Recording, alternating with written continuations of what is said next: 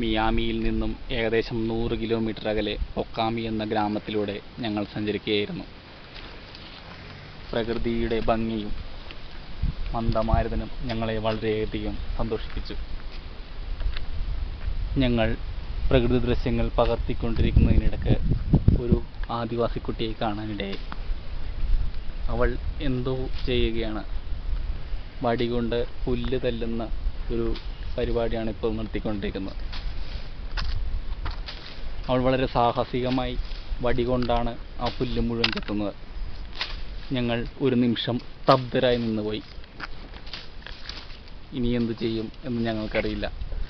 ആക്രമകാരിയാണോ എന്നെനിക്കറിയില്ല. എന്തായാലും അവളോട് തന്നെ നേരിട്ട് ചോദിക്കാൻ ഞങ്ങൾ തീരുമാനിച്ചു.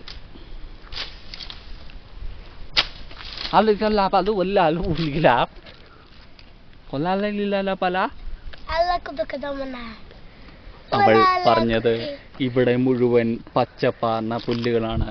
കാലികൾക്ക് കൊടുക്കുവാൻ ഞങ്ങളിത് പരമ്പരാഗതമായ രീതിയിൽ മുറിച്ചുകൊണ്ടിരിക്കുകയാണ് എന്നാണ് അവൾ പറയുന്നത്.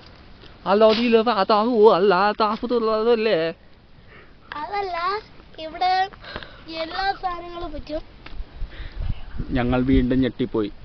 ഞങ്ങൾ അവളുടെ ഭാഷയിൽ ചോദിച്ചപ്പോൾ അവൾ മലയാളത്തിൽ മറുപടി പറയുകയും അപ്പോൾ ഞങ്ങൾക്ക് മനസ്സിലായി ഇവിടെയും മലയാളി ഉണ്ടെന്ന്. എന്താണ് കുട്ടിയുടെ പേര്? എന്റെ പേരാ കിങ്ങിണിയാമ്മ. കിങ്ങിണിയാമ്മ ഇവിടെ എത്ര വർഷമായി പുല്ല് ചെത്തുന്നു? പുല്ല് ചെത്തുന്നതെന്ന് വെച്ചാൽ അവിടെ ഒരു കൊച്ചു കുടിലുണ്ട്. അവിടുന്ന് കേറി വന്ന് ഇവിടെ പുല്ല് ചെത്തും. ഇവിടെ ഒന്നും വാക്കത്തൊന്നുമില്ല. ഞങ്ങളെ ഈ പ്രദേശമൊക്കെ ഒന്ന് ചുറ്റിക്കാണിക്കാമോ? കാണിക്കാലോ. അങ്ങനെ ഞങ്ങൾ അവളുടെ കൂടെ യാത്രയായി.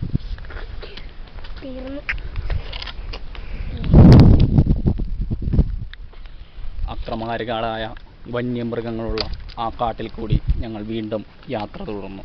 കിങ്ങിണിയാമ്മയും ഞങ്ങളുടെ കൂടെ യാത്ര തുടങ്ങി.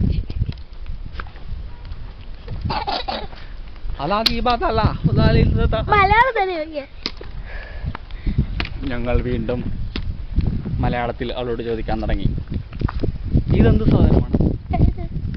അത് വാഴക്കൊല പോലെയാണ്. ഞങ്ങൾക്ക് തിന്നാൻ പച്ചക്ക് ഇത് മാത്രമേ ഉള്ളൂ. ഇത് നിങ്ങൾ എങ്ങനെയാണ് കഴിക്കുന്നത്? ഇതിന്റെ അവിടെ മുമ്പിലൊരു ഇതുണ്ടല്ലോ, മുട്ട്.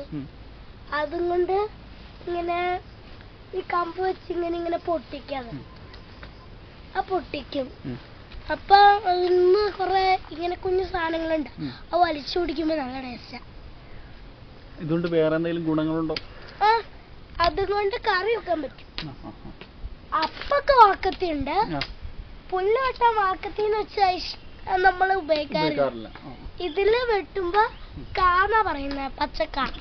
അത് നമ്മള് വെട്ടുമ്പോ നല്ല ടേസ്റ്റ്. പഴുത്ത് കഴിയുമ്പോ വാഴപ്പഴം എന്ന് പറയും അല്ലേ? മനസ്സിലായി. ഞങ്ങൾ വീണ്ടും യാത്ര തുടർന്നു. അവിടെ എവിടെയായി മുളച്ചിരിക്കുന്ന വാഴകൾ ഞങ്ങൾക്ക് പിന്നെയും കാണാൻ പറ്റി. കൊലയുണ്ടോ എന്ന് അന്വേഷിച്ചെങ്കിലും ഒന്നിലും കാണാൻ പറ്റിയില്ല. പെട്ടെന്നായിരുന്നു റോട്ടിൽ ഞങ്ങൾ ചാണകം കണ്ടെത്തിയത്. വീണ്ടും മലയാളം ചോദിക്കാൻ ആവശ്യപ്പെട്ടു. ഇത് ആനയുടേതാണോ?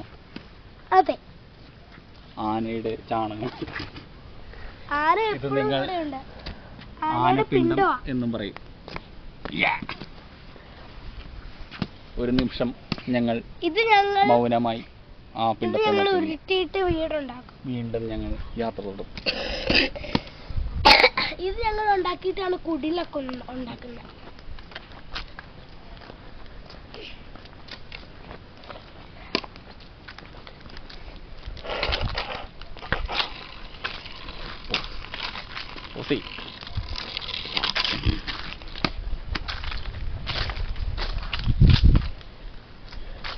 അവസാനം ഞങ്ങൾ ചെന്നെത്തിയത് ഒരു കൊടുങ്കാടിന്റെ ഉള്ളിൽ. ഈച്ചകളുടെ ശബ്ദവും കടുവയുടെ ശബ്ദവും കേൾക്കാം. ഞങ്ങൾ വളരെ സാഹസികമായിട്ടാണ് ആ രംഗം ചിത്രീകരിച്ചത്. ഒരു രാജവെമ്പാലയാണെന്ന് തോന്നുന്നു ഞങ്ങൾ കണ്ടെത്തി. പെട്ടെന്ന് ക്യാമറമാൻ ശബ്ദനായി നിന്നുപോയി. ഞെട്ടിത്തെറിച്ചു. വീണ്ടും ഞങ്ങൾ ധൈര്യം സംഭരിച്ച് ഷൂട്ടിംഗ് തുടർന്നു.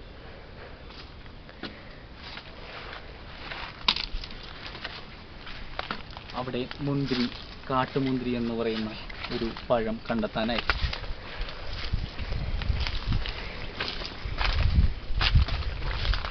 ഇത് വളരെ മധുരകരവും കൈപ്പേറിയതുമാണ്. ഇത് ഇവിടെയുള്ള ആദിവാസി സ്ത്രീകൾ അല്ലെങ്കിൽ പുരുഷന്മാർ ഭക്ഷിക്കുന്നു. മിയാമി അമ്മുമ്മ അതെങ്ങനെയാണ് ഭക്ഷിക്കുന്നതെന്ന് കാണിച്ചിരുന്നു. ഇത് ഇരട്ടകളാണെങ്കിൽ നമുക്ക് ഉണ്ടാകുന്ന കുഞ്ഞണ ഈ ഇരട്ടല അടക്കട്ട. അതെന്ത് ഭാഷയാണ് താങ്കൾ ഇപ്പോൾ ഉദ്ദേശിച്ചത്? ഇരട്ടകളാകുന്ന കൊങ്ങിണിയാണല്ലേ താങ്കൾ ഇപ്പോൾ പറഞ്ഞ ഭാഷ? അതെ. ഇത് തിന്നുമ്പോ നല്ല സ്വാദാണ്. എന്ന് വെച്ചാ തിന്നുമ്പോ നമ്മളിങ്ങനെ പൊട്ടിച്ച് തിന്നുമ്പോ ഇവിടെ ഒരു ഇതുണ്ടായിരിക്കും. ഈ ചാറ് നമ്മൾ പിഴിഞ്ഞ് മുറുകൂട്ടിയായിട്ട് ഉപയോഗിക്കാം, തിന്നാൻ ഉപയോഗിക്കാം. അതെല്ലേ? ഇരട്ടകളായിട്ടാണ് കൂടുതലും. ആ പഴം ഞങ്ങൾ പൊട്ടിച്ചു നോക്കി. അപ്പോൾ വയലറ്റ് കളറിലുള്ള ചാറാണ് അതിൽ നിന്നും പുറത്തു വന്നത്. ഞങ്ങൾ വീണ്ടും യാത്ര തുടർന്നു.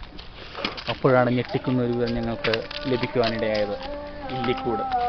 യക്ഷികൾ സ്ഥിരമായി താമസിക്കാറുള്ളതാണ് ഈ ഇല്ലിക്കൂട്. ഇവിടെ ഈ ഇല്ലിക്കൂട്ടത്തിൽ യക്ഷികളുണ്ട് എന്ന് പറയുന്നതിനെ കുറിച്ച് താങ്കൾക്ക് എന്താണ് പറയാനുള്ളത്? യക്ഷികൾ എന്ന് വെച്ചാൽ ഇതില് പന വെട്ടുമ്പോ പന കുടിലുണ്ടാക്കാൻ പറ്റൂല. അതെ. അപ്പൊ ഈ യക്ഷികൾ ഇവിടെയാണ് താമസിക്കുന്നത് സത്യം പറഞ്ഞ. അപ്പൊ ഈ യക്ഷികള് പന വെട്ടുമ്പോ യക്ഷികൾക്ക്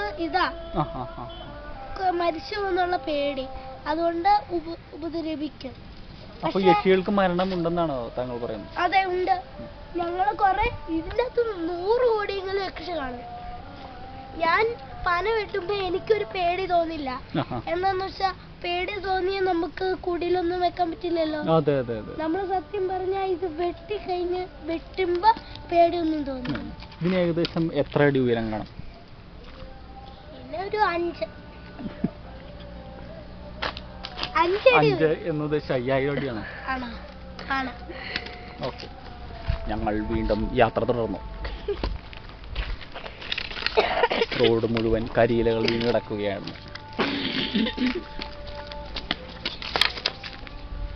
പെട്ടെന്നാണ് ഞങ്ങൾ വേണ്ടത്.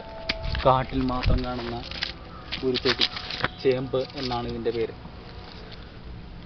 ചേമ്പ് എങ്ങനെയാണ് നിങ്ങൾ ഭക്ഷിക്കാൻ ഉപയോഗിക്കൂ? അതിന്റെ ഒരു തണ്ടുണ്ട്.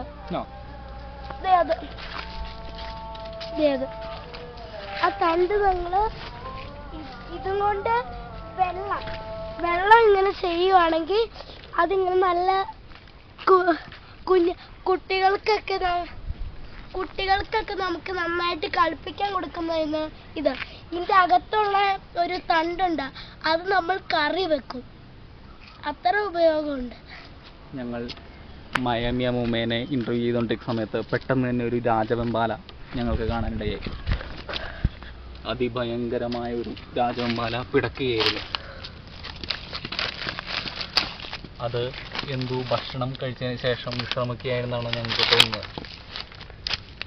അതിഭയങ്കരമായ രാജവെമ്പാലയെ ഞങ്ങൾ തൊട്ടടുത്ത് തന്നെ ചിത്രീകരിക്കാനിടയായി. രാജവെമ്പാലക്ക് ടാറ്റ പറഞ്ഞുകൊണ്ട് ഞങ്ങൾ വീണ്ടും യാത്രയായി.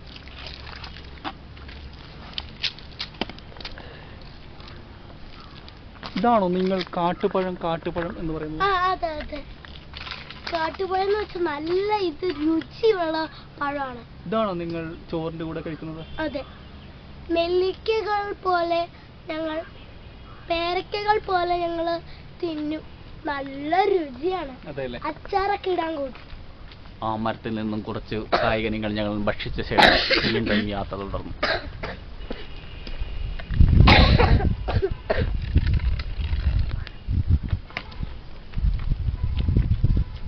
ഞങ്ങളങ്ങനെ ഇന്നത്തെ യാത്ര അവസാനിപ്പിച്ചിരിക്കുന്നു. അടുത്ത ബുധനാഴ്ച കാണും വരെ നന്ദി, നമസ്കാരം.